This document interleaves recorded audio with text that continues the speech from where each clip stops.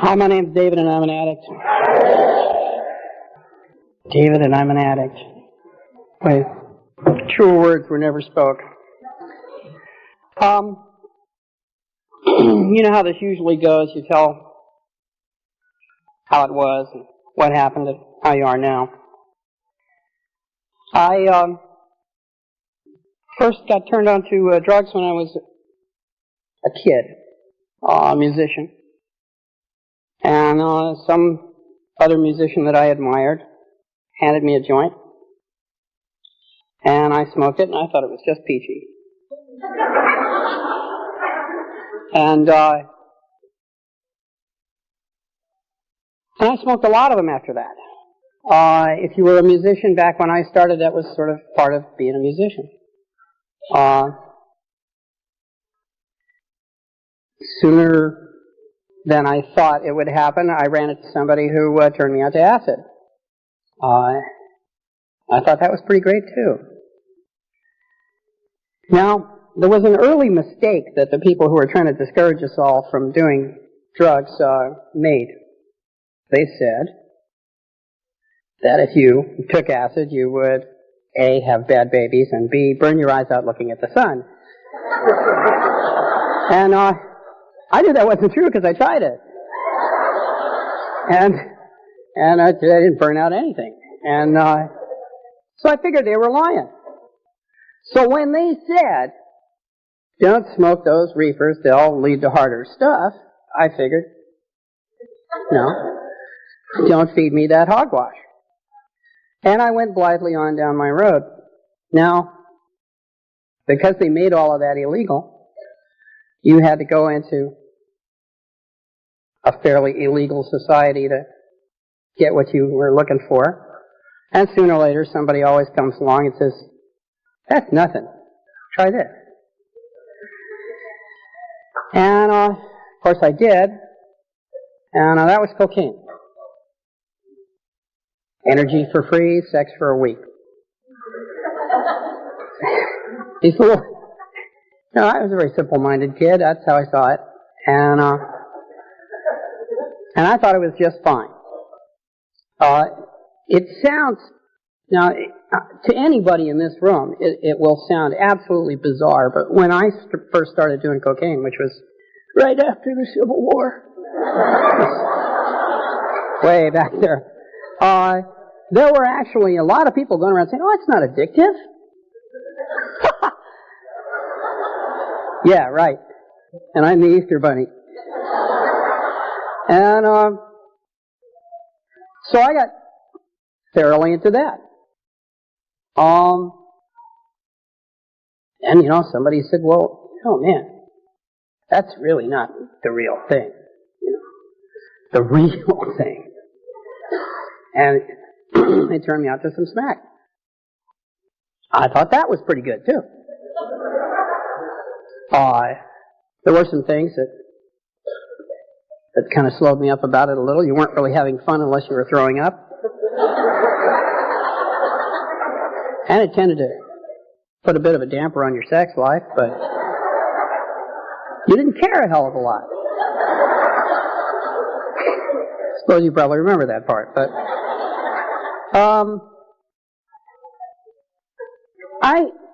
you know, all of these things, I talk about them pretty blithely now because, you know, it's been a while.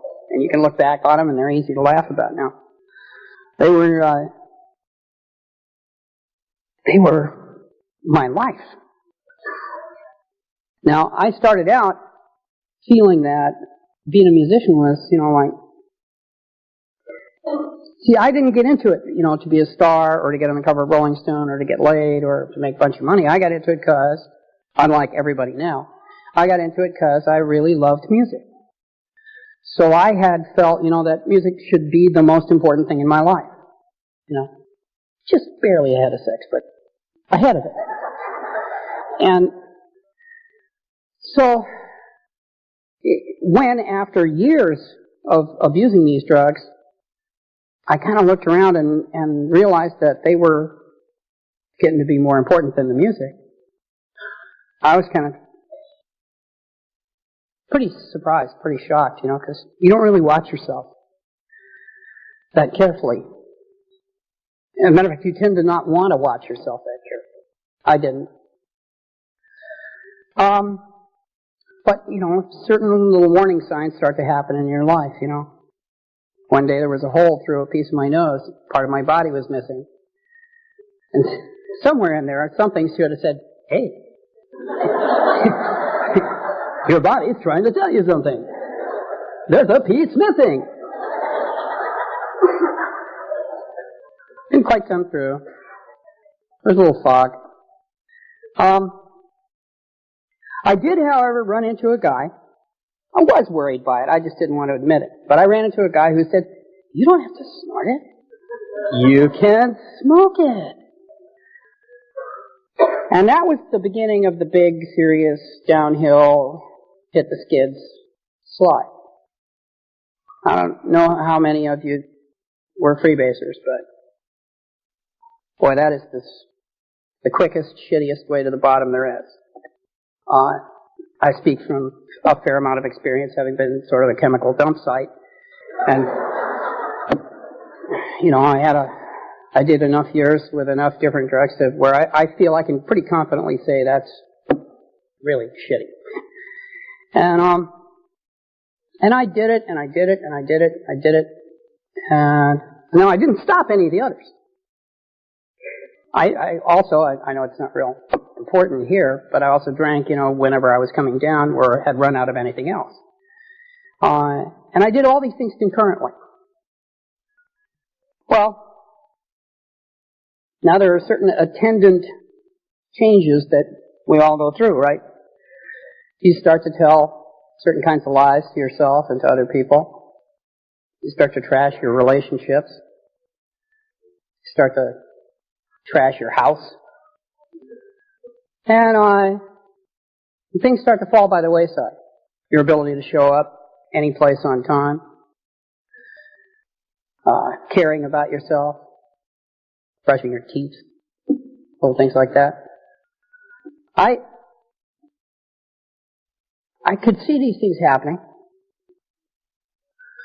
But I was in a situation where I could continue to do what it was that I pretty much was supposed to do, even when I was pretty blitzed. Playing music is not an intellectual thing. It's something you do from your heart and almost on an instinctive level after you've done it for enough years. So you can do it frankly, when you're twisted, How well you can do it is another matter, But I could always do it well enough to sort of get by. The other problem with it is that normally, in a drug addict's life, aside from the relationships that dissolve around you and the people who start to come to you and say, hey, did you forget your mother's birthday last night? That kind of thing.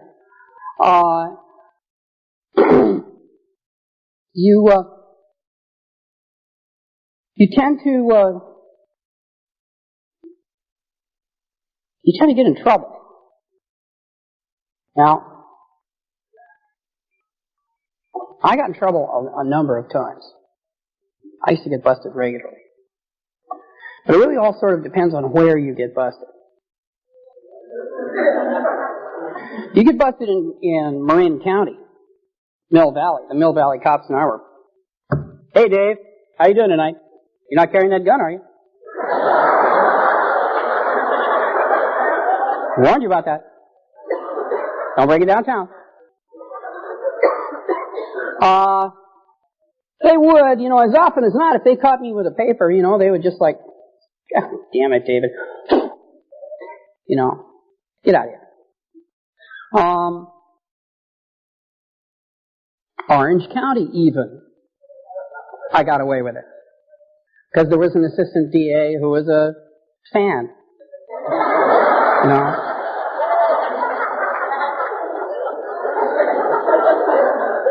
I slid on that one. Texas, on the other hand.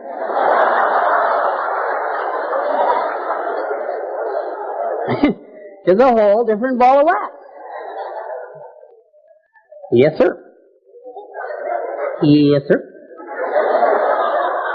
Oh. I got popped in Texas. By the time I got popped in Texas, I was pretty much in full flower, you know. I was, you know, your standard mess. And of course I thought nobody knew. I thought nobody could tell. I thought I was cooler than shit, sneaking around a corner. Hey, they'll never know. Propane torch this big. They'll never know. Yeah. They busted me, and in all fairness, the judge that I had to deal with there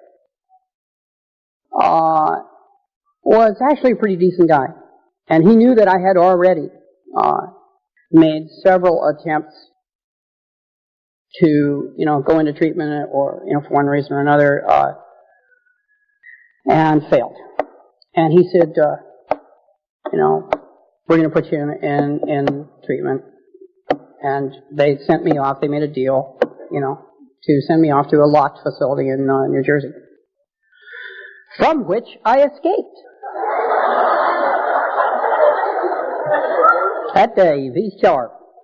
Yes, sir, thinking all the time. And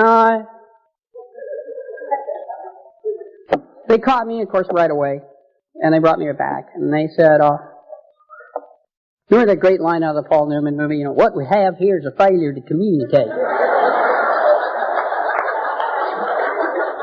That's pretty much how it was. Judge looked at me, I looked at the judge looked at me, shook his head, and he said, okay, son, we're going to send you down to Texas Department of Corrections, which means Huntsville. Now, I don't know how many of you have done a lot of jail time. I expect some of you have. It's part of better living through chemistry.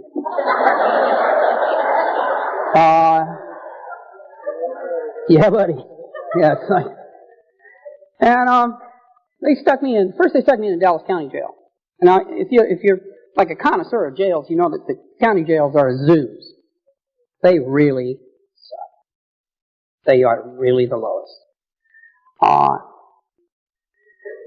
And they put me in a county jail, and I did some time, and a clever lawyer got me out. And I promptly went, big smoking Dave-sized hole in the air, you know, straight to a hotel where a guy was waiting with everything. You know, not real smart. I went back. This time, they put me in jail, and they put me in solitary, in a place called Lou Sterrett Justice Center. I remember it well. And I said, why are you putting me in solitary? They said, well, we don't know, but one of these boys might just want to kill you, just to be able to say he done it.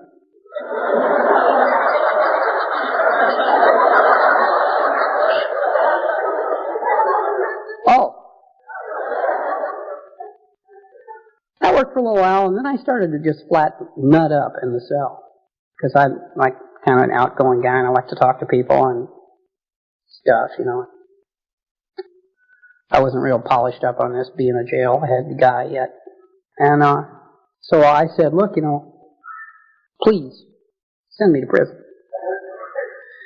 Because after you are in population for a while, they explain some things to you, which are, A, that the state prison is better than the jail because you get a job, and the food is better, and even if there's no telephones and you got to live on letters, you know, you get to go out and go to your job. You don't have to stay in your house all day, which is yourself. So they did. They said, okay. And they sent me down there. And it's a real funny thing, you know, is I know that in that prison there was dope. But when you're new in prison, they don't tell you anything because they don't know who you might be. You know, even somebody that they know who you are. They don't know what deal you might have made. So they don't tell you shit. Nobody ever even told me where I could find a joint. There was nothing. It was clang, end of movie. And that was a real interesting experience, because now, drug rehab in a Texas prison is sort of like this. It goes, hey, Vern, look at him. He's rolling around good now. Look at that shit. star. How you feel now? You dumb son of a bitch. Bet you wish you had that money now, don't you, boy? God damn. These were not what you call real rocket scientists.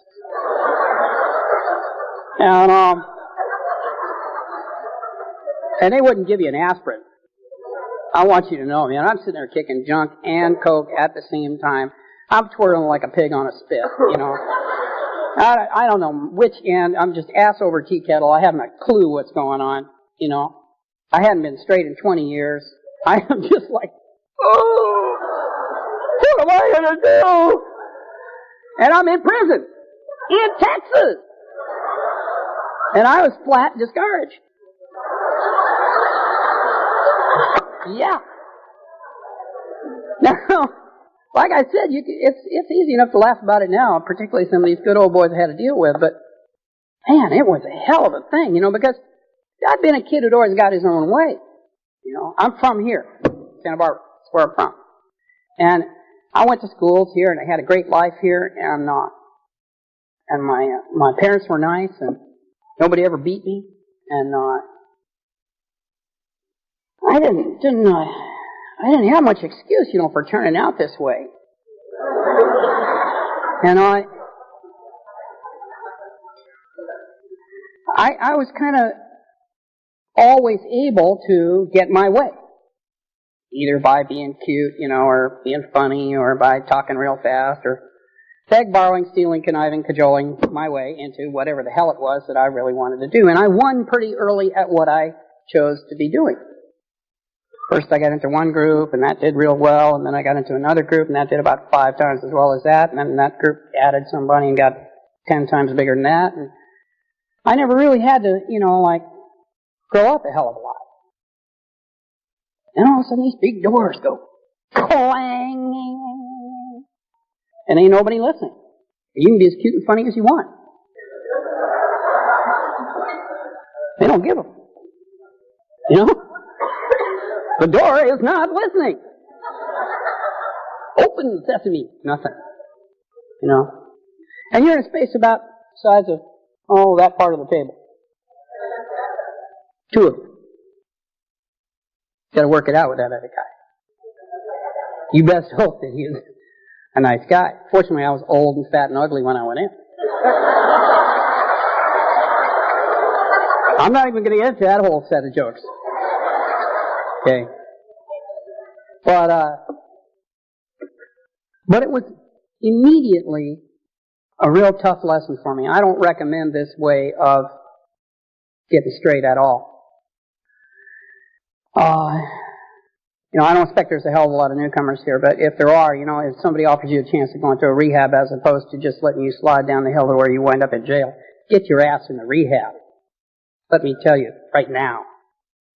Because, man, just the food alone is a serious enough consideration to where you should definitely walk to the rehab if you have to. Okay? Texas prison, the food is part of the punishment. And all the same was pork. Who said pork? You know. That's what they feed you. They raise pigs, so they feed you pork. Knuckles.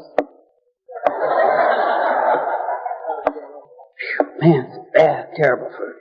But, you know, the main thing was that it was a shock to be locked up, and it was a shock to be suddenly straight. Painfully, agonizingly straight. And it was a shock to be doing it under that circumstance. Frankly, it's worth it, whatever the hell circumstance it has to be. I didn't know that.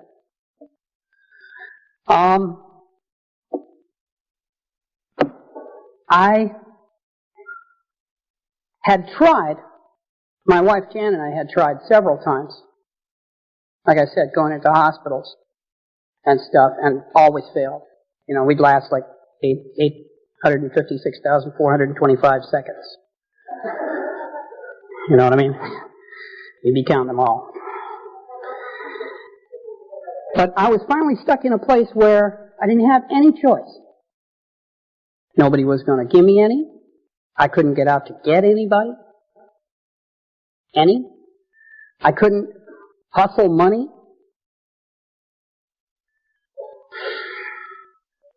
I wish I had run out of money before I wound up there. Normally, you know, that's what happens. You hit the skids pretty bad, and then you run out of money.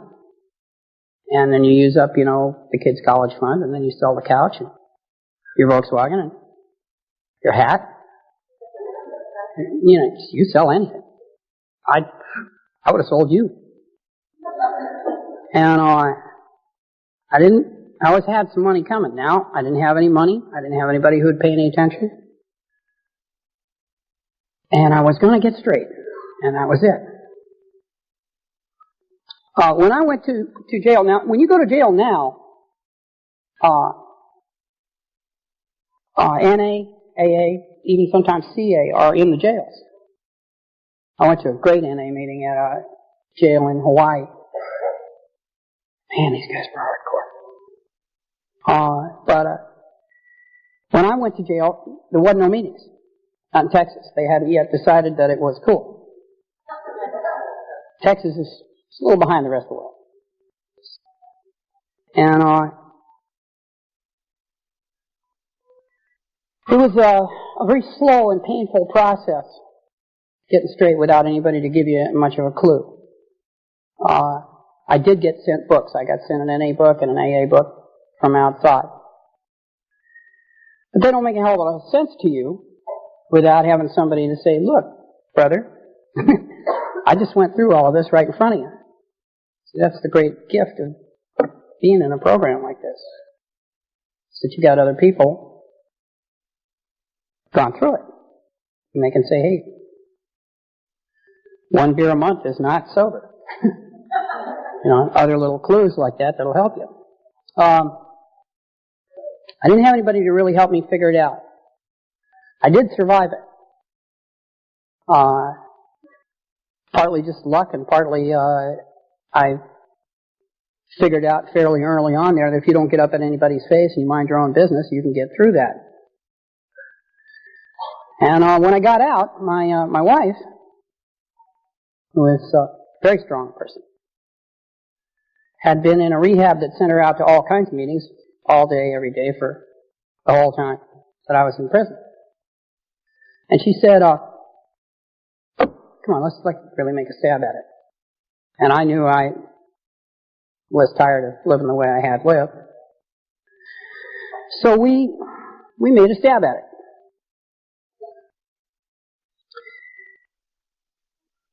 It's the hardest thing I've ever done. Anybody ever tells you that it's easy is a liar. They're lying in their teeth.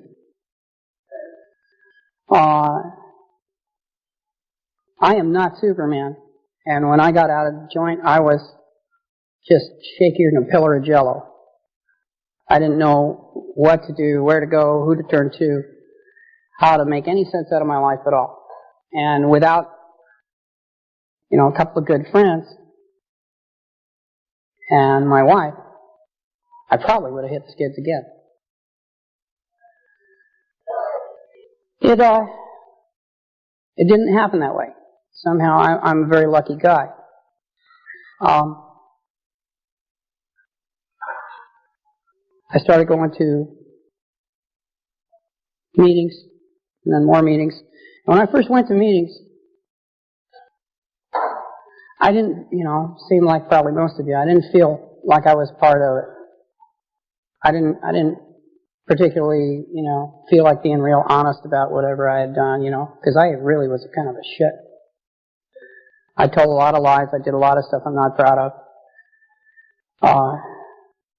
Fucked over a lot of people. Hurt a lot of people. I'll give you an example. I got a daughter who's, she's about 17 now, but she had to go to school the next day after People magazine came out and was on every checkout stand of every market in the United States of America, saying on the cover how rocker David Crosby ruined his life with cocaine. She had to go to school the next day. That's not cool. That's not even close. We think we live in a vacuum when we're in the middle of it. We're so deep into our denial that we think, hey, it's my life. I want to go to hell in a handbasket. I can do it. Don't you tell me how to live my life. I don't tell you. I said all those things. But we don't live in a vacuum. Everything we do affects other people around us. And that's just one of the things I did. I don't like to admit that one, so I make myself admit it. Because it hurts. And I want it to hurt. Because I don't want to forget.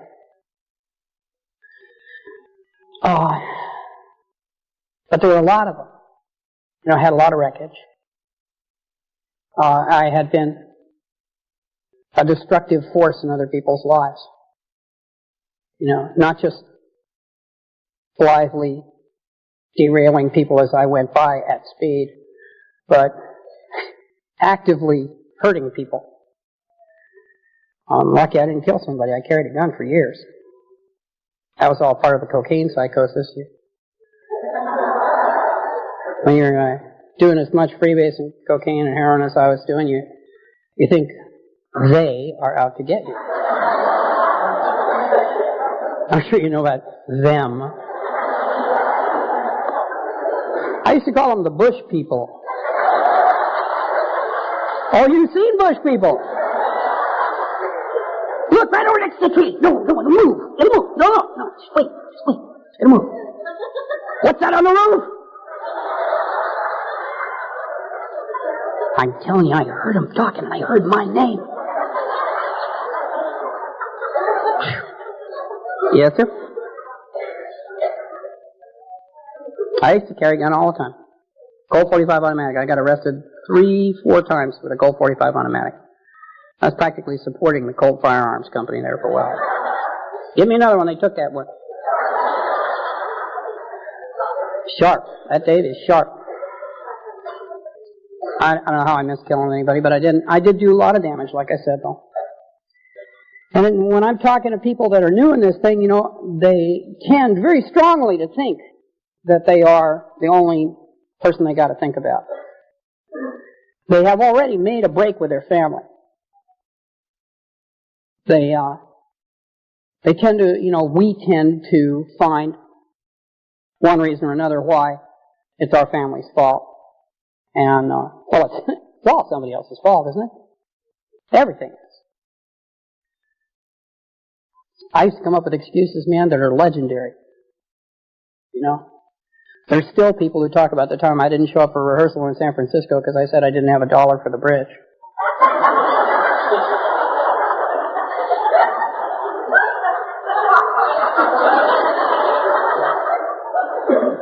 They claim I was in Palo Alto, but I don't know. We have a lot of excuses why it's somebody else's fault. We have a lot of excuses why we separate away from our family and our loved ones, because we really can't face them. I couldn't. When I say we, I'm talking about me, but I tend to include you guys because I figure an awful lot of you went through an awful lot of the same stuff I did. Forgive me if I insult you in any way by including you, but I tend to think we have a lot of shared experiences. Like I said, when I started going to meetings, I was not real happy. I felt like I had come to meetings in handcuffs, and I didn't really feel like I was part of, and I had no real desire to be honest about what I had done. And I thought, that I was so unique. Well, the same thing happened to me that happens to all of us. You go and you sit down and somebody starts talking. And you inevitably, in between your popcorn and your chewing gum, start listening. Wow, he looks clean and everything. He's got a clean shirt on. Son of a gun. And some of the load gets lighter right there. Some of this, oh, I'm so unique, and oh, I'm such a shitheel, gets a little lighter right there. It takes a while to soak in, But listening to other people talk flat saved my life. Because I'm sure I would not have made it this far if I hadn't been encouraged, to listen to other people and learn from them. Now, it doesn't always work that you learn from them. Sometimes you go to a meeting and somebody gets up and says, "My kitty's sick and they were mean to me at work today and I couldn't find anywhere to park." And you want to go, "I'm trying to save my life! Stop talking like you're working, baby!"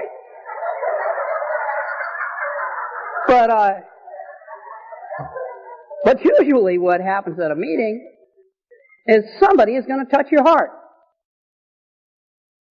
Somebody's going to tell some story, man, that's a part of exactly what you went through. Some place inside you is going to get touched. And that's what happened to me. I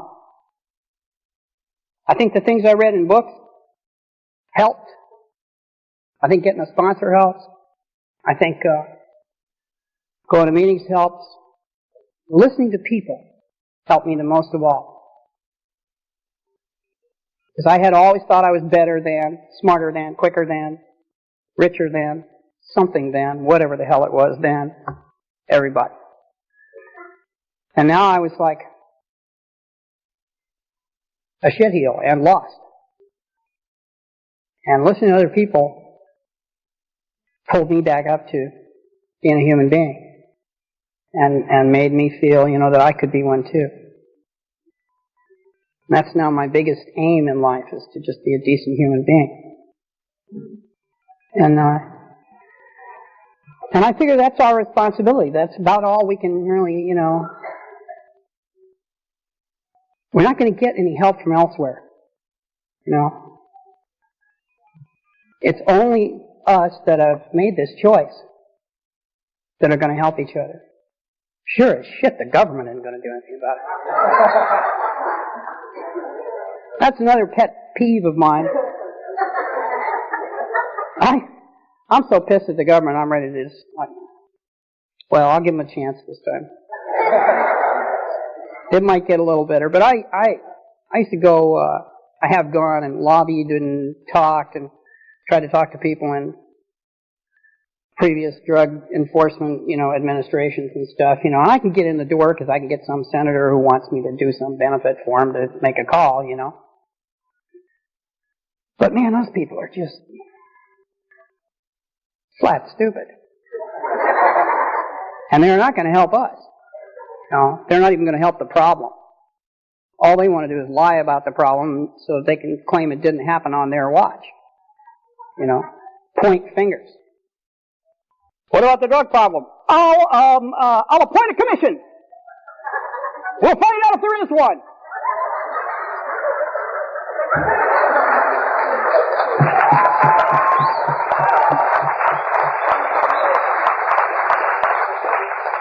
It's enough to piss off the Pope.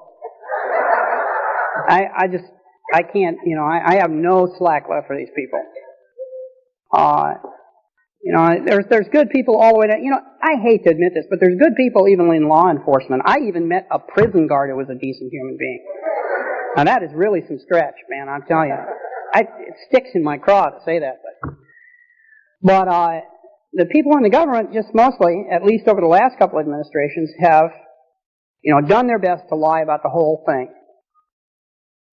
And frankly, friendly policeman Bill, your neighborhood guy, ain't going to straighten you out either. We're the only ones who are going to help each other. And we're the only ones, I believe, in to help anybody coming up. Now, there are those of us who are sort of radicals and feel that. I'm not specifically saying this is me. If it sounds like me, it might be me, but I don't want to admit it. There are some of us who feel that we know, that we have the technology to know exactly where all the dope is coming from. And frankly, we do. Those cute little boys down at the NSA can tell you where every coca bush in Peru is. And frankly, I don't think the Ecuadorian Marine Corps could stop us if we went down and just took them all out of the ground. But I don't want to talk like a radical.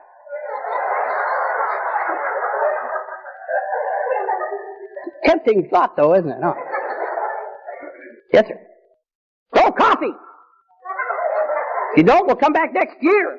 And we'll pull more than the damn bushes out of the ground, you little... But I can't say that to government. What I can say is that we can educate people. You can talk to people. And you can make a difference. There's a whole huge difference between one of y'all going in and talking to a kid who's paid hard dues to get sobriety, to get here, to get straight. Okay? And some sociology teacher, reading out of a book, or Nancy Reagan going, just say no and everything be peachy. The kids tend to dismiss that shit. Because they can tell when you're not telling the truth. And they don't like being talked down to. But if one of us goes up to them and says, hey, I did that. And this is what happened to me. And then this is what happened to me. And then this is what happened to me. I'm not trying to preach to you. I'm just telling you some history here. And then the next thing that happened to me was,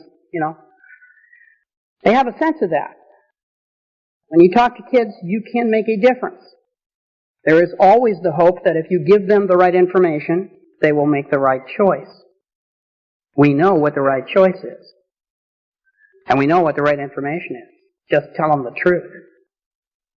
It's rare enough. If you do it, you can change lives. You can affect lives. I think it's our duty to be there for other people that come to us and say, look, man, I can't handle this thing anymore. I got to stop, and I don't know how. And I know you did. That person, we're honor bound to be there for that person. You got to show for that. But I also think that it's part of my program anyway to go out and try to at least dispel some of the myths about how all of this, happens. To at least tell the truth to people, particularly kids. I don't know whether it's going to make a difference, but I always stick that in there because I really have a high hope for it. I envision sometimes when I'm thinking about all of this, that there's this long line of people. Because I know I am not that smart. Historical fact. I wish I could convince myself I was, but the evidence contradicts it. I envision this long line of people going out over the horizon in whose footsteps I am following. I think that's our great strength. You look at somebody else's life, you look at somebody who's got 10, 15 years, 20 years of staying straight, and you think to yourself, hey, you know something. I want to know it. And you follow. I hope that I get to keep following people in this long line for the rest of my life. I know I only got to worry about it for today, but I would like very much to just keep following this line of people all my life. I've never been so happy. I never felt this good in my life about myself or anything else. I get to be a father to my kid. I get to be a husband to my wife. I get to be a partner to my partners. I get to make the best art I can make. And I get to feel, like I'm learning and trying to be a decent human being. And all that stuff is just nectar to me. It's just the greatest gift possible. And I hope it is to you too. And I sincerely thank you all for letting me come here and talk to you tonight. Thanks.